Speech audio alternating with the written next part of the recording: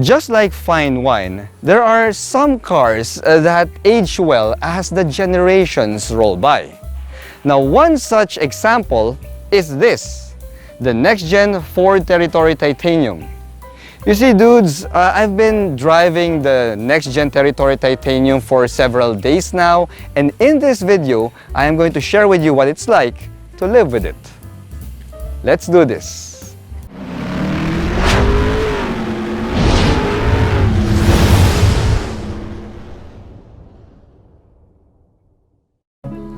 It's easy to diss or even look down on the next-gen Ford Territory when comparing it to the previous gen, because at first glance, the next-gen Territory seems to have pulled out a lot of features. No panoramic sunroof, reduced driver assist aids, the list goes on, which makes a strong case for the previous gen. Heck, the price even went up because this base spec Ford Territory Titanium is now at 1,335,000 Philippine pesos. However, most people who say that the previous gen Ford Territory is better are often those who have not even driven the next gen Ford Territory. When you get to drive the next gen Territory, you'll see a huge improvement over the previous gen. But is the drive experience enough to set the Territory apart from the numerous options invading the value compact crossover space? Let's find out. Here at Reagan's Rides, we do car reviews of SUVs, sports cars, trucks, and everything in between. So subscribe and hit the bell. Alright, so the very first thing that you'll notice about the next-gen Ford Territory is the overall size. I mean, this SUV grew in size and space to the point that it feels like a 5-seater mid-size crossover already. I mean, it now feels like a proper Ford. You see, pare, Ford is well known for two things, space and power. Now, we've got the space now, and Ford has definitely increased the power here as well. You see, we have the same 1.5-liter turbocharged 4-cylinder gasoline engine here, but it now puts out 158 horsepower and 248 newton meters of torque.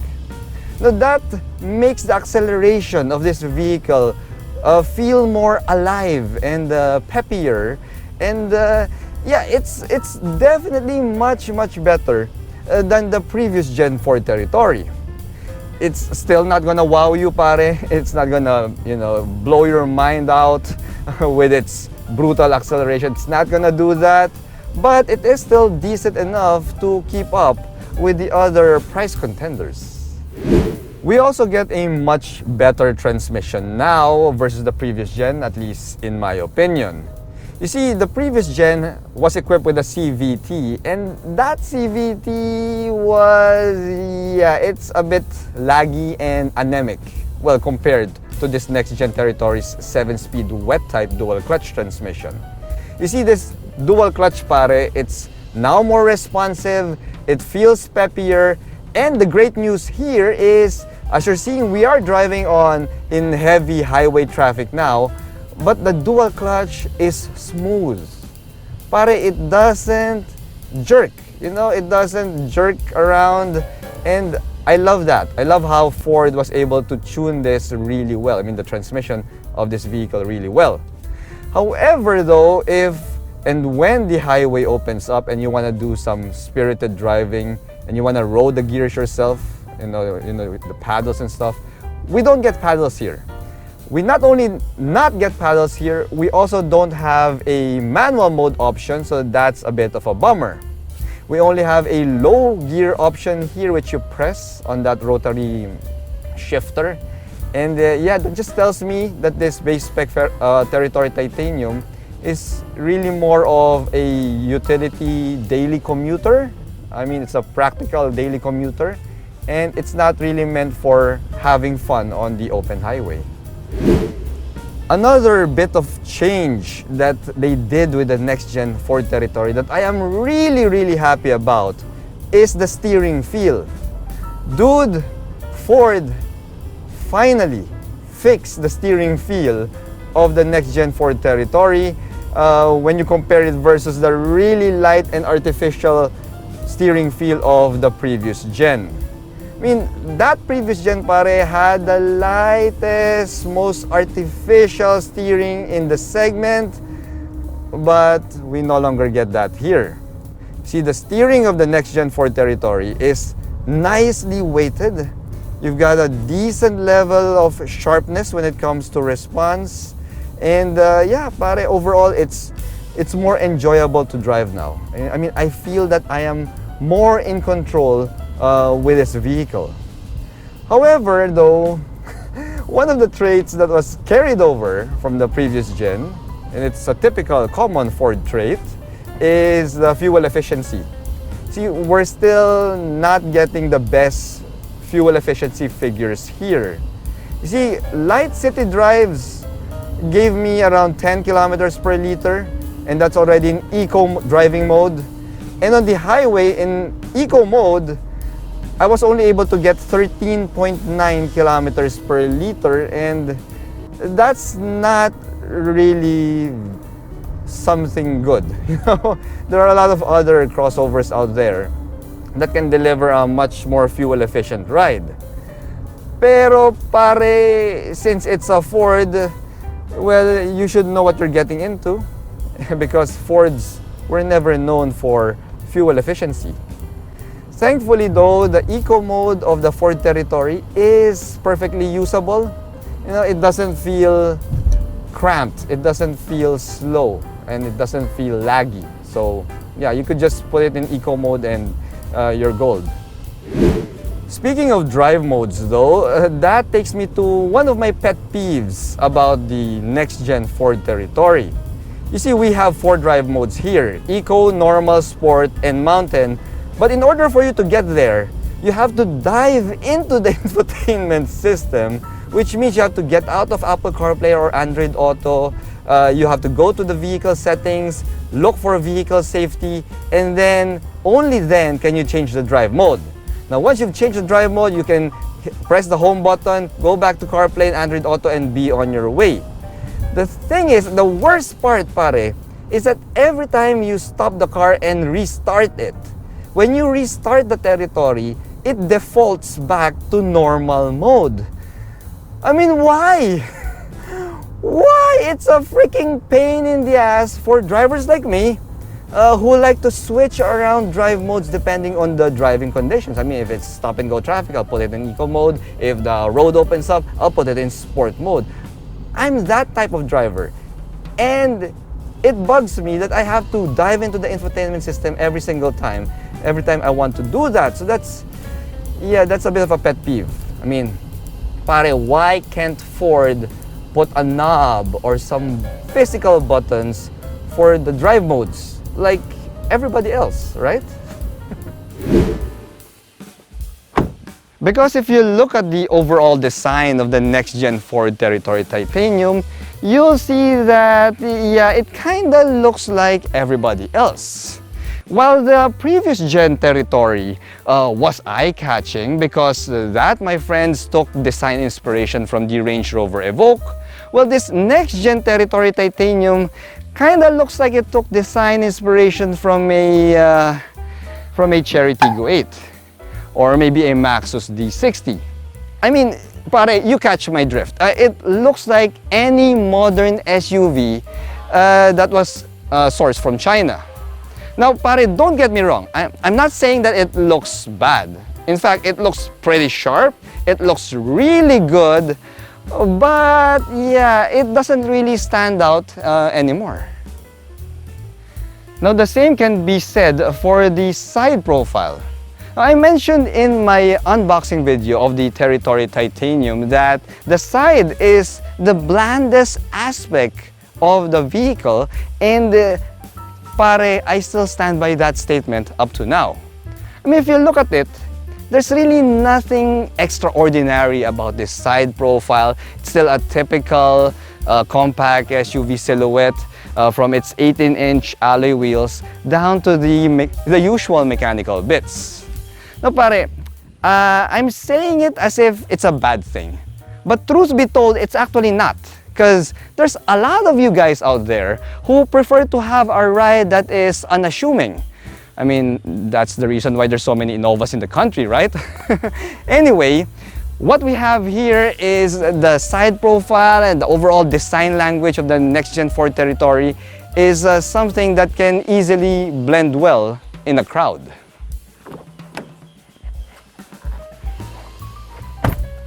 Now, I've discussed the cabin of the base spec Territory Titanium in detail when I did my unboxing video of this car. So if you need more information about this cabin, well, you can always click the link above and watch that unboxing video. However, what I can say about this cabin after driving it for several days is that it's a minimalist yet still a practical cabin.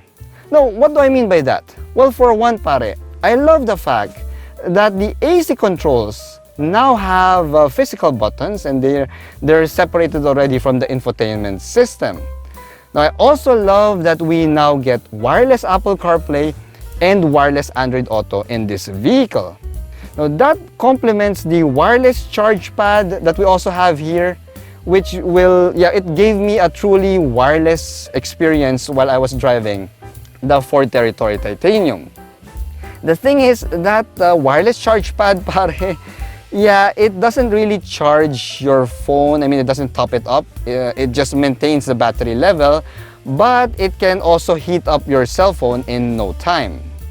Now, pare, what I miss though in this vehicle are the ventilated seats, and I also miss, a good quality audio system. You see, you'll have to go up to the top spec Titanium X in order to get ventilated seats as well as, let's say, an 8-speaker setup because we only have 6 speakers here.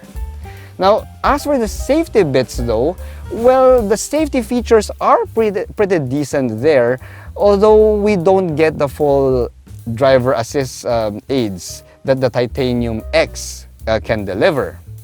However, pare, as you can see on your screen, we still get stuff like park assist, and we also have a 360-degree view camera image, which now comes with an opacity level so that you can see what's beneath your car, and I find that to be a pretty cool trick.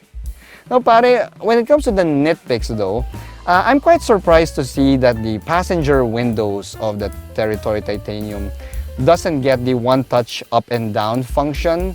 I mean, come on, Ford, that's just a cheap addition. You should have included that already. And I'm also not fond of the partial leather seats that we have here.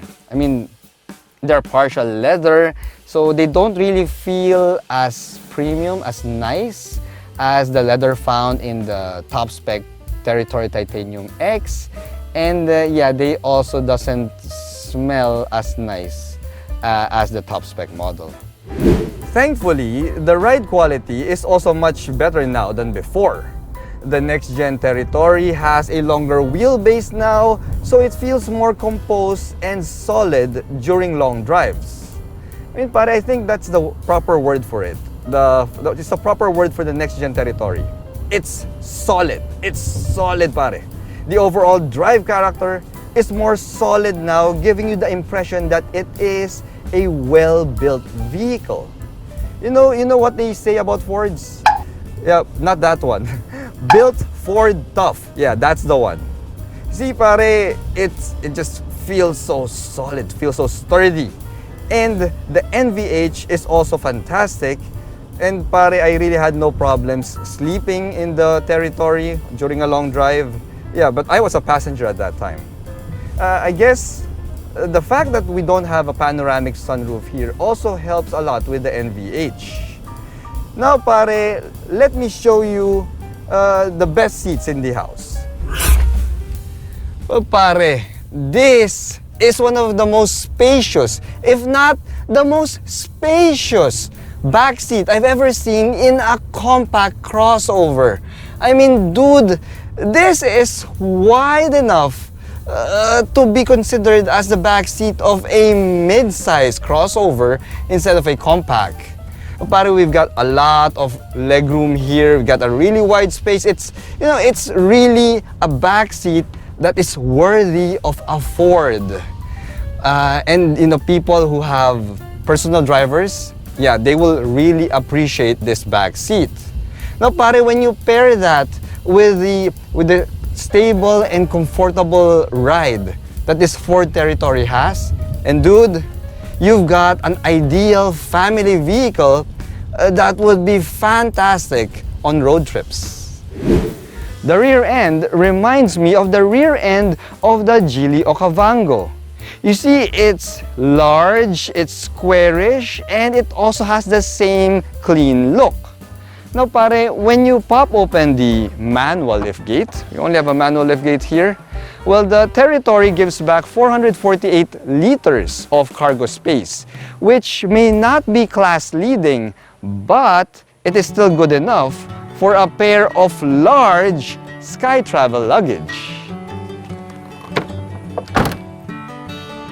The next-gen Ford Territory Titanium has matured well since it now delivers in the areas that matter the most.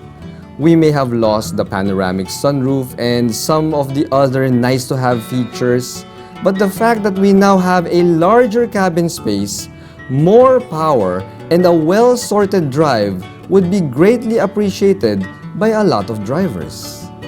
Add the fact that this Territory now feels sturdier and more solid than before, and you can see that this SUV is truly built Ford tough.